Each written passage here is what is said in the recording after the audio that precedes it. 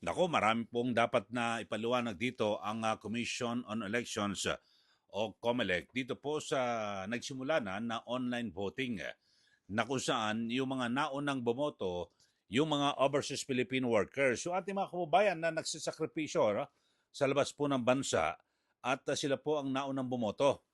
Pero ay biglang nagkakaroon ho ngayon ng kontrobersiya at pagtatanong, yung ating mga OFW dahil sa matapos po nilang bumoto ay kinuha nila yung resulta, iba po yung lumalabas. Mga kababayan. So dito ho ay dapat magpaliwanag ng husto ang COMELEC ho rito, bagamat may mga kanina ay binabanggit na ho ang COMELEC, pero ang pinakamainam ho na gawin, talagang isa-isahin. At kung paano nangyari, kasi ang binabanggit ho ng ilan nating OFW, binoto nila straight PDP laban, tapos may mga lumulusot po mula po sa administrasyon at iba pa ho, yung mga makakaliwa. So nagugulat po sila. Ito, bibigyan lang ho natin ng ehemplo yung mga nagsasabi ho ng mga OFW at bakit ho may mga lumalabas na mga pangalan na hindi naman nila ibinoto. Ito po panoorin niyo ho mga kababayan. Ayan. And then, ito po yung lumabas. So, this is your ballot content ang nakalagay. So, ito yung lumabas. Hindi ko maintindihan kung ano yan. Ibang pangalan. So, magtataka ako. Gusto ko ma-check yung binoto ko, pero ito naman ang lumabas. I don't know kung ito ba talaga yung dapat natin makita? Kung sino yung binoto natin, di ba dapat ang lalabas dyan yung mga binoto nyo, di ba? Kung anong number, kung sino yung binoto nyo. Pero ito yung lumabas, hindi ko nga maintindihan kung anong meron dito. Ayun, so ilan lang ho yan mga kababayan sa naging pahayag ng ilan nating mga botante. O ito rin, no? Bumoto sila. Ito, katulad dito. Yung mga pangalan, no? Nakikita nyo ho ba yan? Ayan, nakikita nyo. Ayan, no? So, tapos ay ito hong lumabas. Ayan po yung lumabas yung mga pangalan. Iba-iba. So, hindi naman nila ibinoto. Ayan, no? Iba rin, no? Yan. Ayan, So, dito ho, mga kababayan, ay mahirap pa na, bagamat sabihin natin, maaga pa na sabihin nagkakaroon po ng dayaan. Pero, pinakamainam ho na dapat ay ipaliwanag ho ito ng COMELEC kung bakit ganito po ang nangyari. Kasi may binabanggit ho sila na encrypted daw ho. Ito hong nangyari, yung resulta. At natural na kung boboto ka, hindi raw yung partikular na yun ang lalabas din kapag tinignan mo yung resulta. Pero kasi nakalagay, yung parang pinaka-resulta ng eleksyon ho yung ibinoto mo yan Ayan pa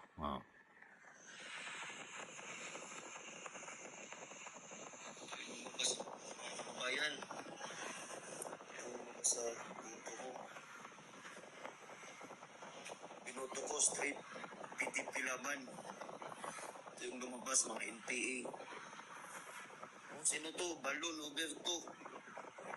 Ayun nakita nyo ho mga kababayan.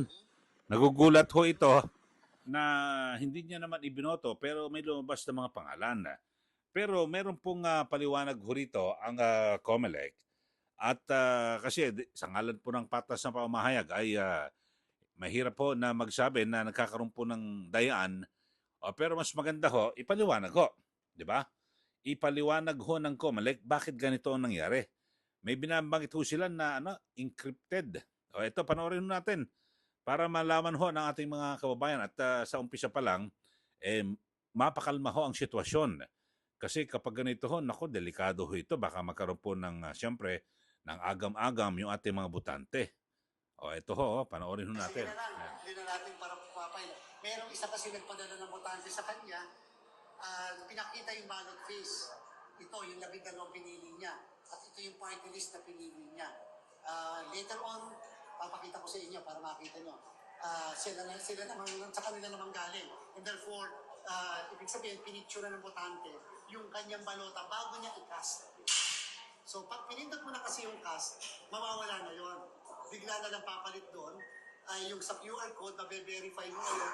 Pag pinundot mo yung QR code, yung sa QR code, lalabas ngayon yung mismong ballot ID at saka yung encrypted na script.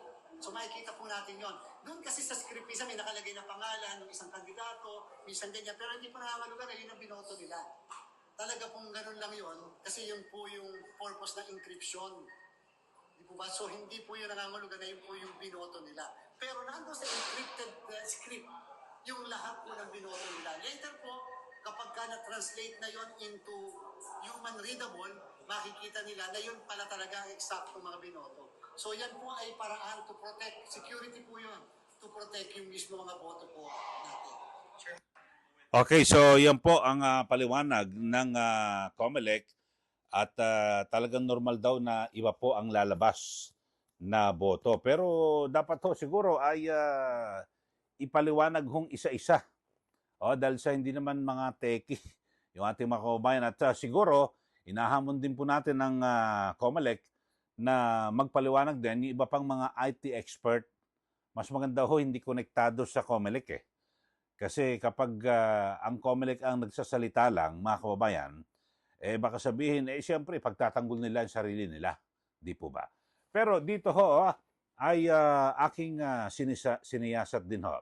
Ano ba ibig sabihin ng encrypted? Ayun. Ito pong encrypted ay ito, convert yung information or data into shipper or code. Especially to prevent unauthorized access. Ayun ho, mga kababayan. So, ito ho ang binabanggit dito ng sa diksyonaryo. Ito. At ito ho, to change electronic information or signals into a secret code. So, yun ho, para raw magbago, pero may talagang may pagdududa ho rito mga kababayan natin. So, pinaka-importante, payagan ho ng COMELEC yung iba pa hong mga IT expert na magpaliwanag. Kasi kung sila lang ho, mahirap po makumbinse yung ating mga kababayan. Dapat ho naman, kasi kung ano ang ibinoto mo, pag may lobas na resibo, di ba makikita mo ito, binoto mo, biro mo straight ho, PDP laban, yung binoto ng isa nating kababayan na OFW. Tapos, may mga lumabas daw ng mga iba pa na sa administrasyon, may mga makakaliwa na kandidato, sila po ay nagtataka. At nagtatanong, mga kababayan, linawin ho natin na hindi pa naman ho sila nag-aakusa na nangdadaya na po, nagkakaroon po ng dayaan, kundi nagtatanong ho sila bakit ganito ho. Ganito ang lumalabas sa ginawa ho nilang pagboto.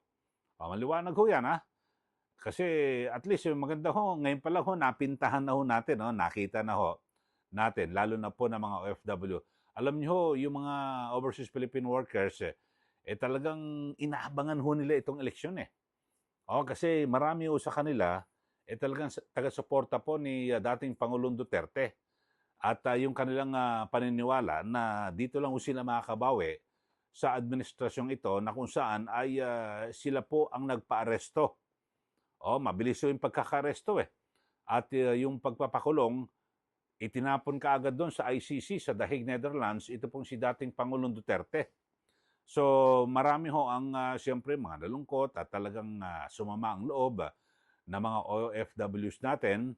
At siyempre dito rin sa bansa, yung mga taga-suporta ng dating Pangulo, na parang hindi po talaga binigyan ng due process.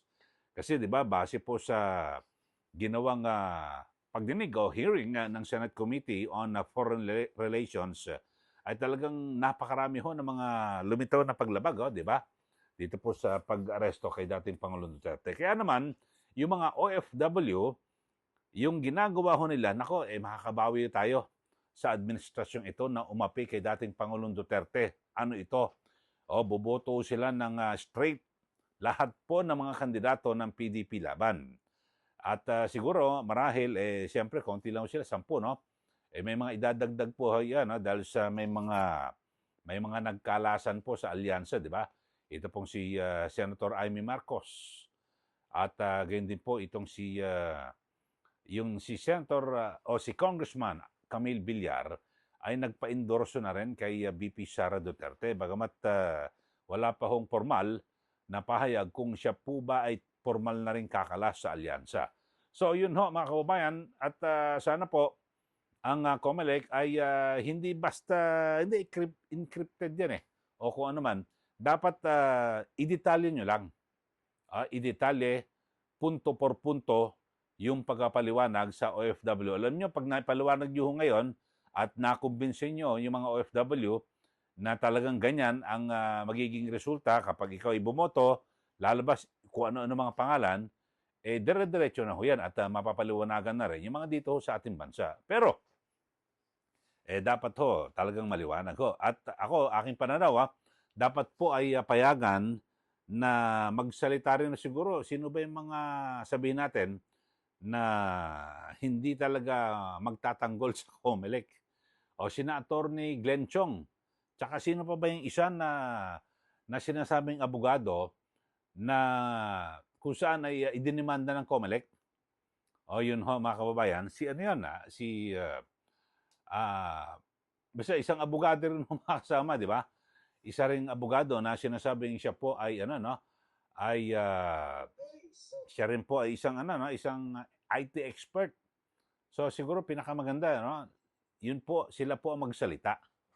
Kasi pag COMELEC lang ho, siyempre hindi po maiwasan na talagang sasabihin nagkakadayaan diyan. Di ba? Ganun ho talaga mangyayari. So yun po sana.